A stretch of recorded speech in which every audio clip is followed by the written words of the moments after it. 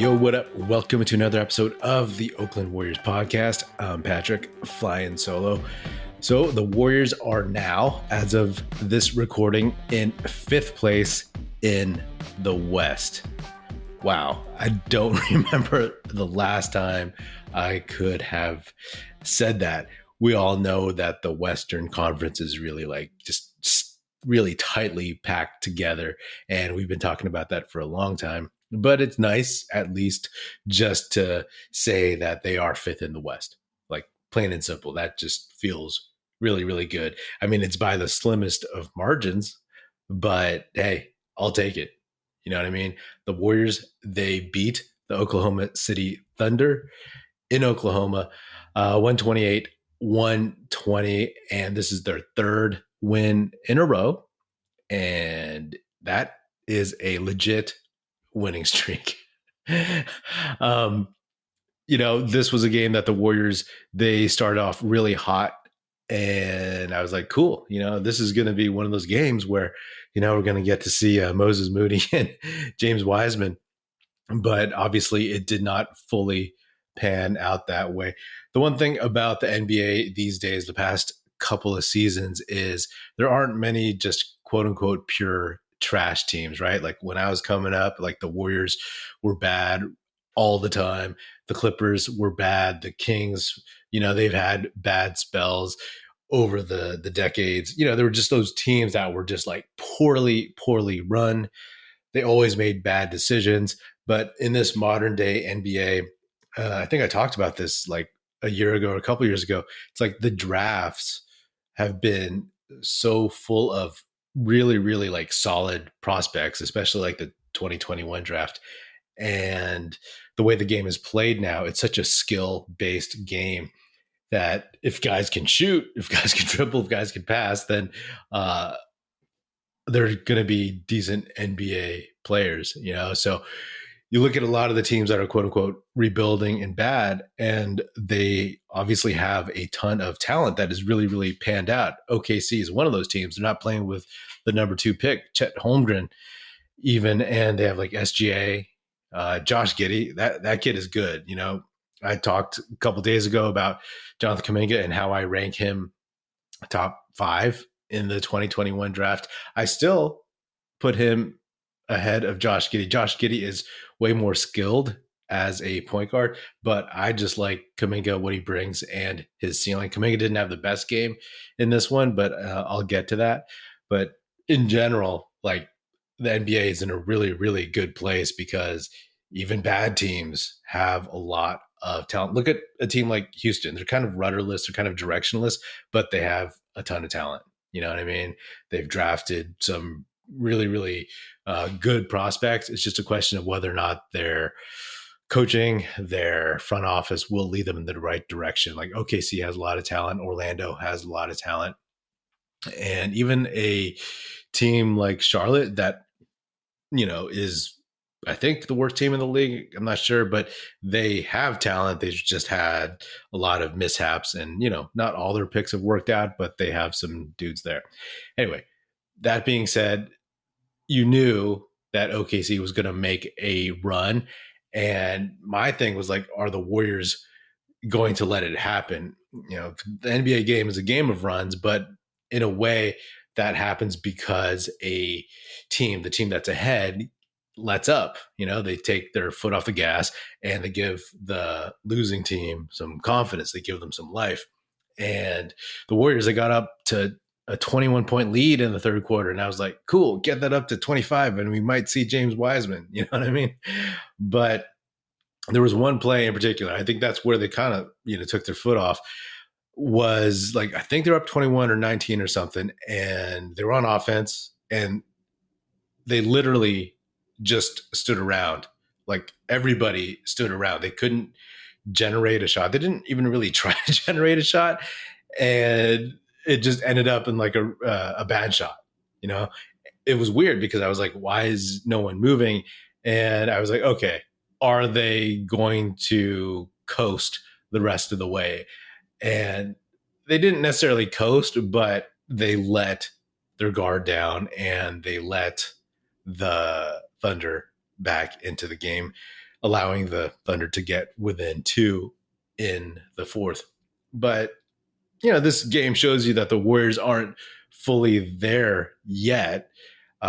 They should have closed this out a little bit more comfortably. I mean, in the end, it was kind of comfortable, but it felt like it was a 7-minute stretch of crunch time.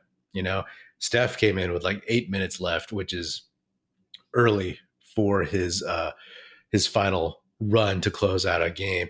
But this is a positive because, for one, it's on the road. Two, the OKC Thunder are not terrible. They're young, but they're talented, and young, talented teams these days, they've proven that they ain't afraid, and they just battled and battled. But, the Warriors, after coughing up the lead and losing versus the Celtics and then doing the same against the Nets, I was like, all right, what kind of composure are they going to have in this one? Obviously, we know the championship pedigree of the vets, the Hall of Famers and all that jazz, but we've known that all season long, and it hasn't fully come to fruition. And just like the front part of the season, the bench and the question marks and the young guys, recently, last couple of weeks have been the vets closing out. And I talked about also how Kerr has a lot of closers, and he swapped a lot of those guys in. To start the fourth, he went with Dante DiVincenzo, Poole, Klay, Wiggins, and Draymond Green, right? They let the lead get down to 5. And, it's one of those things where it's like, okay, these are the guys that I've said I believe in. They have all won titles. All those guys have won titles. And this was a game where Kerr only went 9 deep in his bench. JaMychal Green didn't play. Ty Jerome was in street clothes. By the way, that guy's street clothes, it kind of dresses like a not a knock, but like he kind of dresses like he's in his PJs all the time. I don't know if you noticed that, but anyway, he only went 9 deep. Steve Kerr did, into his bench, and so I was like, okay, who are you gonna close with? But it was one of those games where we went back and forth, right? Like Jordan Poole, the guy who has had some issues at the end of games. It was like the classic Jordan Poole experience, right? Like he hit a big shot and then he dribbled the ball away. He's had problems, especially in this one, on the fast break, leading the break and firing off really difficult passes to catch, like in space, really close to the basket. Like you're supposed to give the ball up to somebody in a position where they can actually do something with it. And early in the game, like he tried to shovel it to Dante DiVincenzo on the break, and he couldn't handle it because it was too hot and too close, and it went out of bounds. And then same thing happened in the fourth quarter with Draymond Green. But then Poole, he hit a layup where he lost the ball, but then got it, and then pump faked and got Josh Giddey to foul him. Actually, I think he missed the layup, but he got the free throws. Hit 1 of 2, and then he hit a big 3. So that's the Jordan Poole experience, up and down. And the luxury that Kerr has is to be able to swap out a bunch of guys, right? I said Jonathan Kuminga, he didn't have a great game, so he didn't get much time in crunch time. Kerr went with Dante DiVincenzo, for some stability. Then he went with Jordan Poole for some scoring, and then he went with Kevon Looney for defense and rebounding, and then just kind of, move the chess pieces and close this one out. Steph Curry, he said a couple games ago that he wanted to start stacking some wins and that he and the team weren't closing out properly. And he showed up. He showed up big time. Both he and Klay, Steph, 37 minutes, 12 for 20 from the field, 8 for 14 from 3, 6 for 6 from the line, 8 boards, 12 assists, plus 17, 38 points. Klay, 37 minutes as well, 10 for 21, 6 for 14, 2 for 2 from the line, 7 boards, 3 assists, 1 steal, 28 points. Yeah, Klay hit some big shots also down the stretch. There was one possession where it looked like there was nothing happening, and then with basically like two guys on him, he hit a turnaround fadeaway jumper from the baseline, which he can hit. But I was like, okay, all right, cool. And then he had that dunk backdoor, a pass from Draymond. I was impressed by that, off 1 foot, two-handed dunk. Those are the things that you want to see overall from him. And, Klay, I've said this before, and we kind of see it now. He'll have some bad games, right? And he'll have some games where he kind of loses focus in the sense that, like, instead of going with a game plan and letting the flow come, he'll get into it with somebody, right? And he'll take some ill-advised shots. But in general, what we've seen from him is like he's back. He's back to at least where he was. You know, I always say in the 2019 finals, that season he was showing a very multifaceted game. Everybody just thinks of him as like a shooter and all that stuff, spot up shooter, jump shooter, whatever. But obviously he had evolved his game, but I don't think he'd shown it enough to the rest of the league for people to have realized it. I don't think he'd done it for long enough. So I don't necessarily think he's fully there yet, but in terms of the shooter Klay, like the deadly sniper Klay, I feel like we get that guy 4 out of 5 nights, if not maybe three out of 4 nights, maybe that off night is just, an aberration where somebody else picks up the slack. So that's great to see. And, Steph, he's flipped the switch, and I just can't wait to see him play the rest of this road trip, because he seems like he's on a mission. He seems like he's on a mission to really, really take this team on his back and bring it to where it needs to be. Like I mentioned, Jonathan Kuminga, only 12 minutes, 2 for 5 from the field, 3 boards, 3 fouls, 4 points only.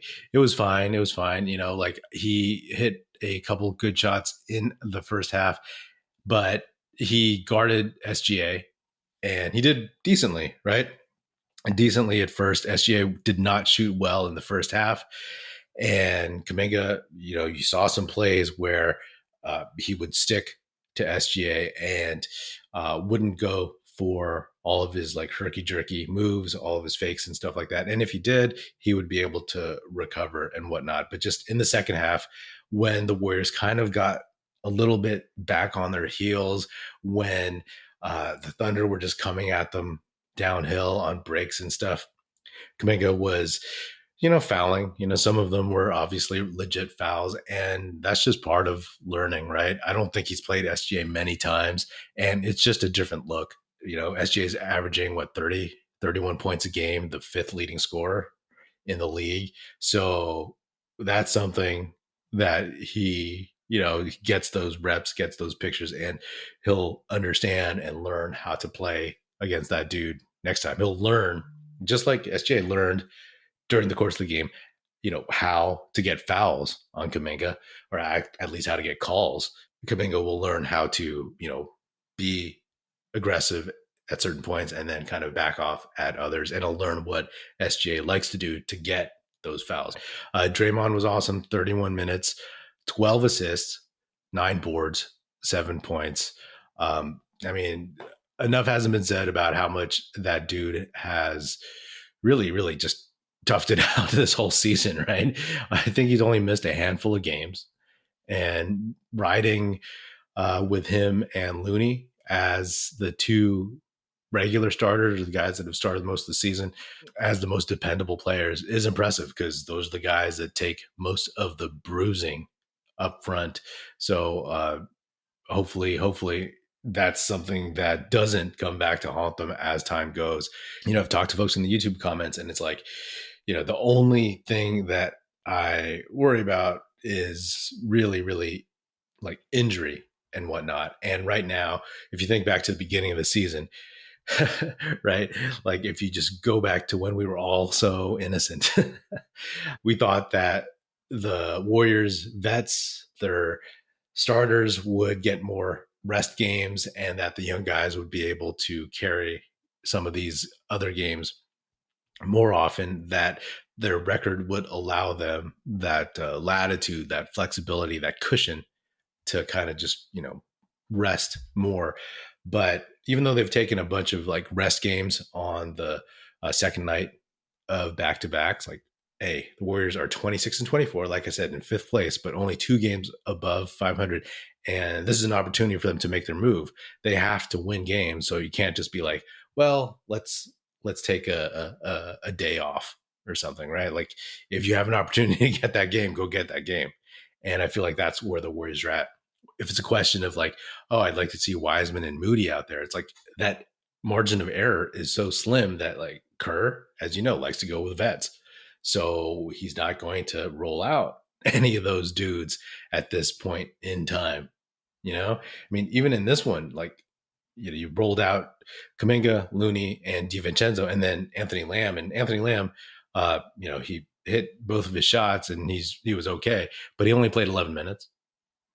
He's fading more into the background as Kuminga kind of rises up a little bit, moves up, and as Looney has gone to the bench, right? If you're going to go to a big off the bench, you're going with Looney. You're not going with Anthony Lamb. So that's cutting into his time. And honestly, like, as surprisingly well as he's played, that's okay with me. The Warriors next go to Minnesota, a team that is actually right behind them in the standings. And as difficult as the season's been for Minnesota, they're also a team that's kind of like making a little bit of a run. I don't necessarily think that they are that threatening, but they're hot and they have talent. Anthony Edwards is playing well. And if you remember last season, at least, the Wolves smacked the Warriors in Minnesota. So on Wednesday at Minnesota, which it'll be a tough game, because Minnesota's going to get up for this and the Warriors want this one, because on the back-to-back on the 2nd of February on Thursday, the Warriors play in Denver. And it's going to be interesting because, like, are the Warriors starters going to play in the back-to-back? Are they going to rest? Are they going to just like, kind of punt on that one, or try to run out the young guys and see if they can steal one and surprise them like they'd done before? So we'll see. We'll see. I mean, right now, if I look back at the 10 games, right, that I always refer to last couple episodes, that remain before the All-Star break, the Warriors are now 2-0. I had asked for 7-3, so we're on track here. Things are looking good, and if they can get this Minnesota game, then that would be a very, very good start to this 10 game run. This was a game where the Warriors looked like themselves, and it was good to see them just figure out a way to win. Bottom line, like, that was such a flaw recently, and obviously winning on the road this season has been oddly vexing for them. And it's almost been like weirdly superstitious that they can't win on the road, because we know that they can, but the fact that they haven't been able to pull it off has just been really, really, really, really strange. So it's nice to see them, kind of establish a little bit of normalcy on the road, and hopefully they can keep it going. All right, that's all I got now. See you after the Wolves game.